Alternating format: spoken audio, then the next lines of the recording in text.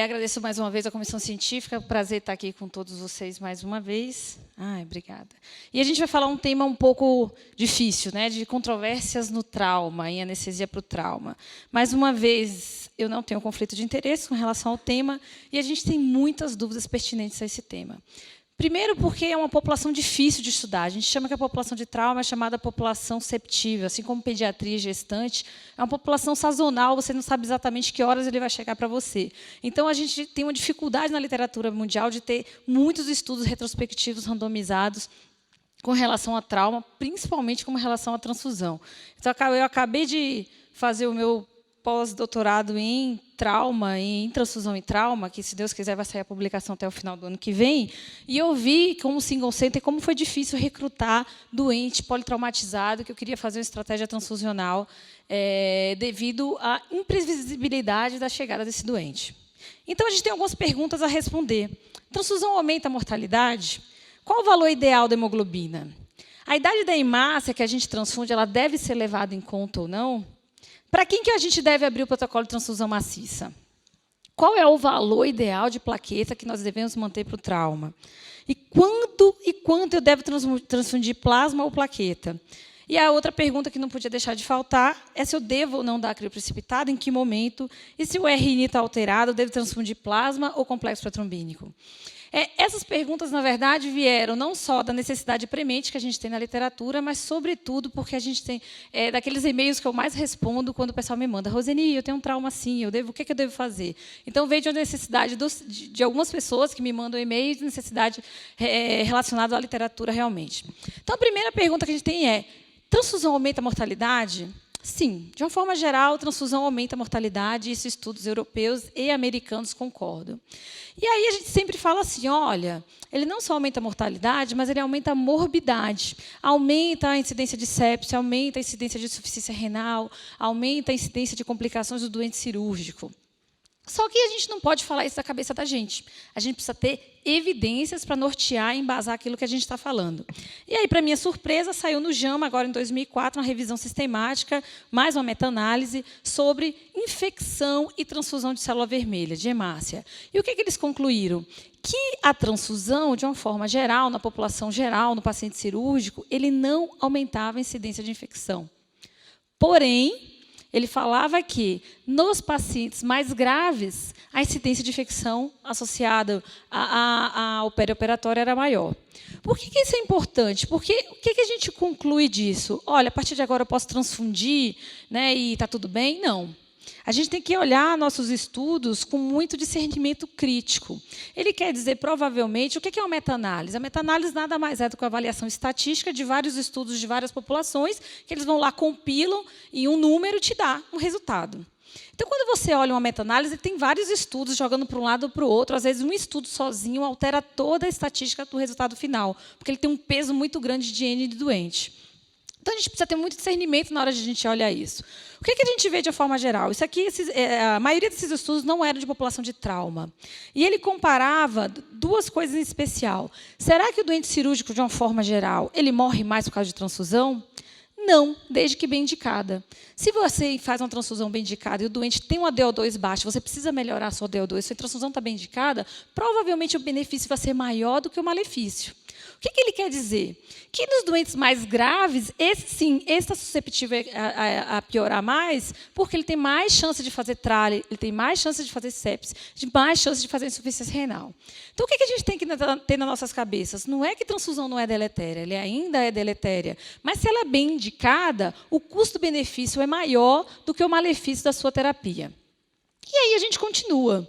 E aí veio esse outro estudo publicado no BMJ em 2015, ou seja, tem 2 anos, e ele fala assim: será que se eu pegar todos aqueles pacientes, aqueles estudos que a gente faz transfusão liberal, e comparar com a equipe dos pacientes que fazem transfusão restritiva, que a gente mantém hemoglobina de 7 e 8, tem diferença?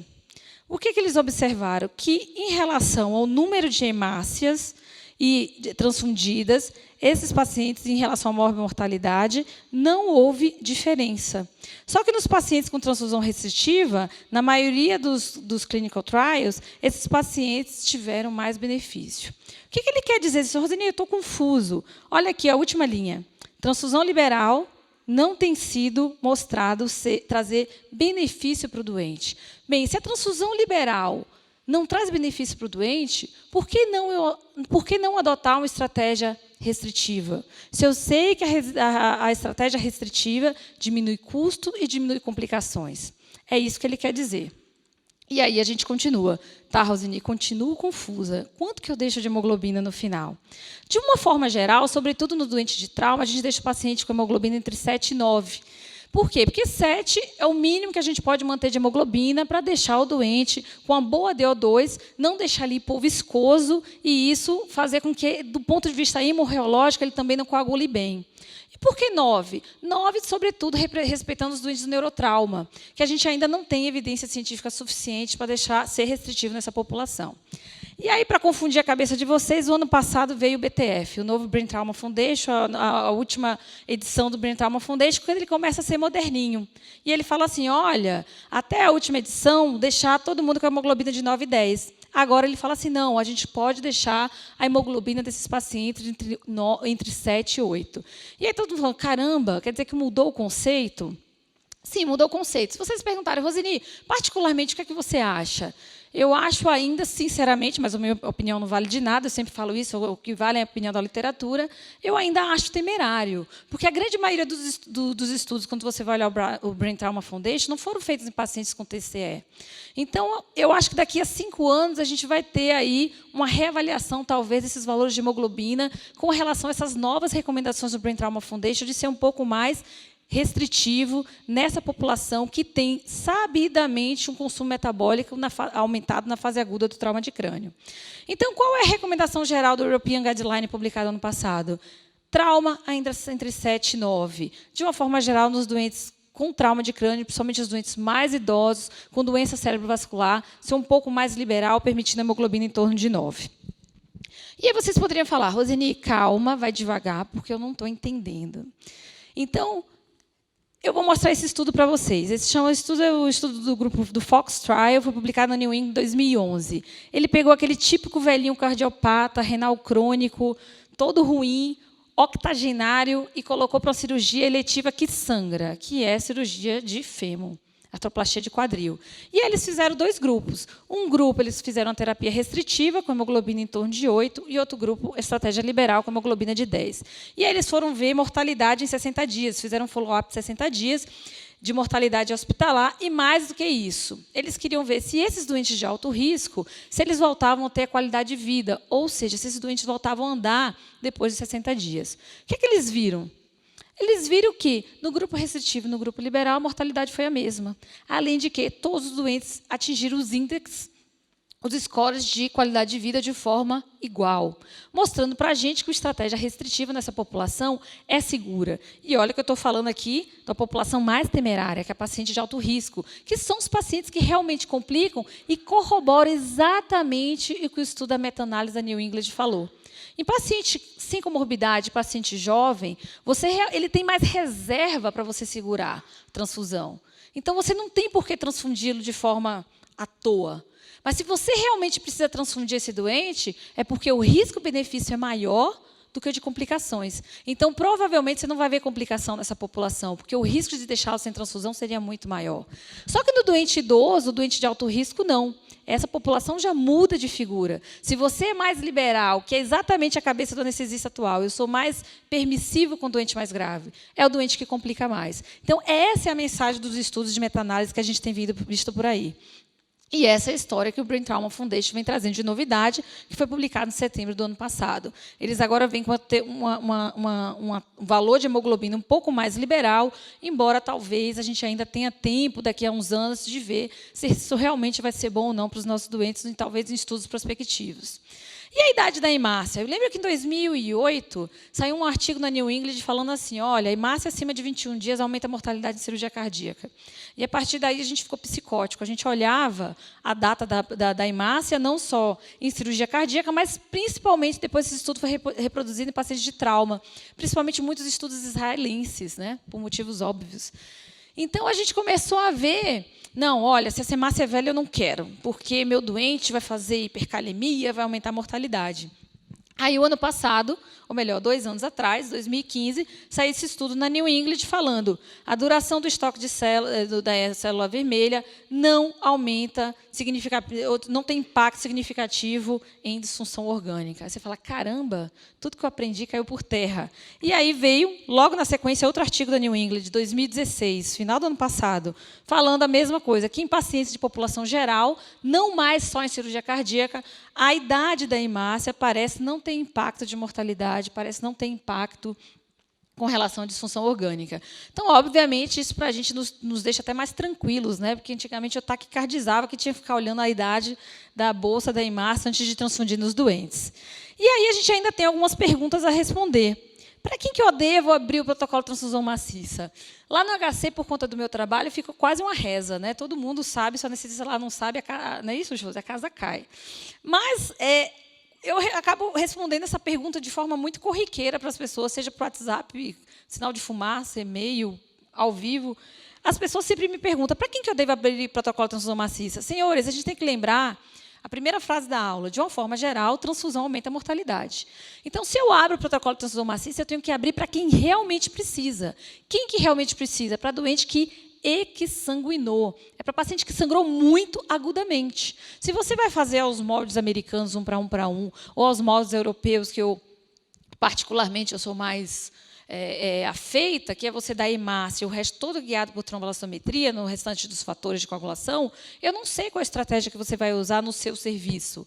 Mas você tem que lembrar que isso você só faz para quem sangrou muito, para quem exsanguinou. Isso vale não só para traumas, mas para cirurgias eletivas de uma forma geral. É para o doente que você está lá na cirurgia eletiva e que, do nada, o cara, sem querer, bifou a cava, ou bifou um vaso de grosso calibre e que sangrou, aspirou lá 1,5 litro, 2 litros, em poucos minutos. Então, a gente tem que lembrar que transfusão maciça está, sim, associada com mortalidade, está associada com complicações, sobretudo quando ela está mal indicada. Doente que está bem indicado, você vai salvar a vida do doente, porque é um doente pré-orbital. E aí, como eu falei para vocês, existem 2 formas de fazer. Ou o tipo americano, 1 para 1. E aí, quando eu falo 1 para 1, a gente começa, no mínimo, com 4 hemácia, 4 plasma, 4 plaquetas. Embora isso esteja mudando, os próprios americanos já estão começando a falar a cada 2 hemácias, 1 plasma. Então, eles já têm ficado, eles mesmos já estão revendo esse conceito, que provavelmente, dentro de alguns anos, eles tendem a cair. Ou você pode fazer aos moldes europeus, dar 4 hemácias para começar, porque a gente está supondo que o doente exsanguinou, e fazer o resto guiado por point of care. Como eu falei para vocês, uma outra pergunta muito pertinente é quando que eu indico plaqueta? Sempre me perguntam assim, Roseni, está com 50 mil plaquetas, eu transfundo? Não. Doente que não está sangrando, você não precisa transfundir. Sobretudo se é cirurgia de médio a pequeno porte. A gente é um pouco mais liberal nas cirurgias neurológicas, que o cutoff é em torno de 100 mil, sobretudo se o doente estiver sangrando. Ah, mas ele está com 50 mil e está sangrando, eu não tenho tromboelastometria, eu posso fazer? Deve, porque a literatura fala para você que a plaqueta abaixo de 100 mil, com sangramento, você pode fazer. Uma coisa é você estar dirigindo com GPS.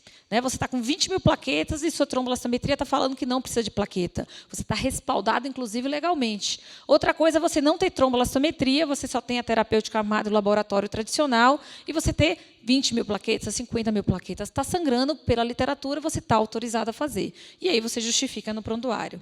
Lembrando que, para a cirurgia do sistema nervoso central, em doentes que estão sangrando, a gente mantém em torno de 100 mil. Uma pergunta muito frequente é, meu doente toma essa plaqueta e vai para a cirurgia eletiva, ou ele vai para a cirurgia amanhã. E ele toma esse clopidogrel e o meu cardiologista falou, não vai suspender, ele tem lesão grave de tronco e é para ir.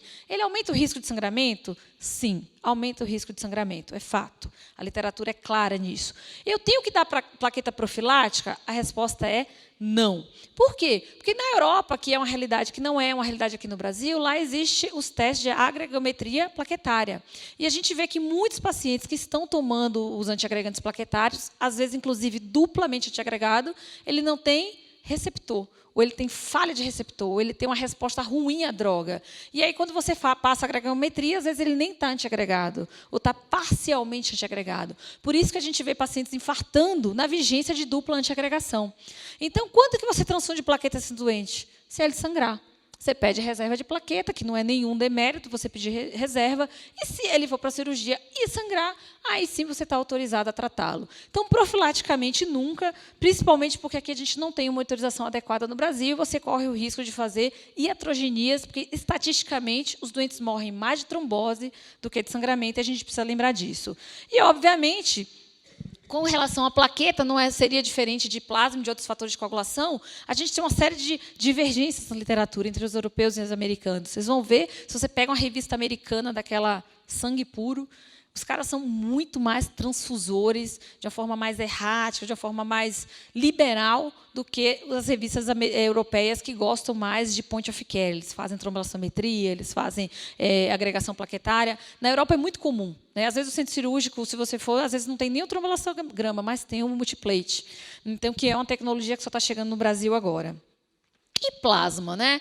E nesse pé todo, quando é que eu dou o plasma? O plasma você dá em duas situações, praticamente. Ou você dá nos pacientes com indicação de transfusão maciça, que foi o que a gente conversou anteriormente, no doente que exsanguinou, que sangrou mais de 50% da volemia em 3 horas, ou 1,5 ml por quilo por minuto em 20 minutos, e você está conscientemente abrindo o protocolo de transfusão maciça, ou nos doentes com indicação relacionados a fatores de coagulação, né? Então, ou é transfusão maciça, ou que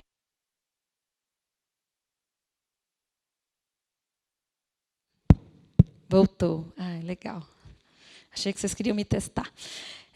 Ou naqueles doentes que têm deficiência de fator de coagulação, principalmente fator 5 e fator 11, que a gente, no Brasil, por exemplo, a gente não tem fator 11. Na Europa tem, na França tem. Então, eu trabalho, por exemplo, no Hospital Judaico, que tem uma população, obviamente, estatisticamente, a população judia maior. E assim, a deficiência de fator 11 ela é mais prevalente na população judaica, embora seja extremamente rara, menos de 2% da população mundial, e, sobretudo, na população judaica, na linhagem askenazes. Então, é raro. Mas, em cirurgia eletiva, às vezes, os pacientes já vêm com o diagnóstico, ainda mais pacientes diferenciados, eles vêm com o diagnóstico. E, quando vão para a cirurgia grande, obviamente, se tem tempo de cirurgia eletiva, eles preferem importar. Então, na França, tem, né, o fator 11 da coagulação. Aqui no Brasil, a gente não tem, e a deficiência de fator 11 no pós-operatório está associada com sangramento pós-operatório tardio, né, associado principalmente por fibrinólise no local da ferida operatória. Então, é uma lembrança que a gente tem que ter, que aqui no Brasil, na ausência de fator 11, você pode usar o plasma como substituto para a reposição. E o crioprecipitado? O crioprecipitado, senhores, em que situações a gente usa? Hoje, principalmente, os pacientes estão sangrando, seja no trauma grave, na obstetrícia, na cirurgia cardíaca, a gente tem um objetivo para corrigir coagulopatia, que é fazer a melhoria dos valores séricos de fibrinogênio. Não só de valores séricos de fibrinogênio, mas, sobretudo, de qualidade de fibrinogênio. Então, se eu não tenho fibrinogênio no meu hospital concentrado de fibrinogênio, o que é que eu dou? Crioprecipitado. Por que crioprecipitado? Porque eu tenho muito mais fibrinogênio por ml no crioprecipitado em menor volume do que no plasma. E aí vem aquela pergunta básica de cirurgião, mas, Roseni, no plasma tem tudo. Eu falei, é verdade, tudo, inclusive, que a gente não precisa, né? Tudo de complicação. E outra coisa que a gente tem, às vezes, de forma pueril na nossa cabeça, é que a gente, dando plasma, a gente está ofertando tudo. E não é. Só de você congelar o plasma, vários fatores de coagulação perdem atividade. E alguns fatores de coagulação, né, depois que o plasma vai ficando velho, ou seja, 5º dia já é considerado um plasma idoso, né, depois de alguns dias, esse plasma vai perdendo atividade de fator. E digamos que seja um plasma novo, depois que se descongela, tem fator de coagulação que só sobe na corrente sanguínea 5 dias depois. Então, não é online, né? Os fatores de coagulação falam, irmãos, vamos entrar em atividade, vamos dar as mãos e subir na corrente sanguínea. Não é assim que funciona. Então, vocês estão rindo, mas é a mais pura verdade. Então, toda anestesista, principalmente os mais cabeça branca, vão falar, todos têm um caso de doente que ele politransfundiu plasma e o doente morreu sangrando na mesa. Por quê? Porque, às vezes, você deu tudo, mas não deu a coisa certa, o que realmente precisava. E aí, a gente tem que lembrar que doente sangrando, o déficit de fibrinogênio precisa ser lembrado. Então, para a gente concluir, outro erro crasso que a gente vê na anestesia é o RNI está alterado. Eu dou plasma? Não. Na grande maioria das vezes, o RNI está alterado e o paciente pode estar, inclusive, protrombótico. O RNI, senhores, foi desenvolvido para monitorizar anticoagulação oral com cumarínico.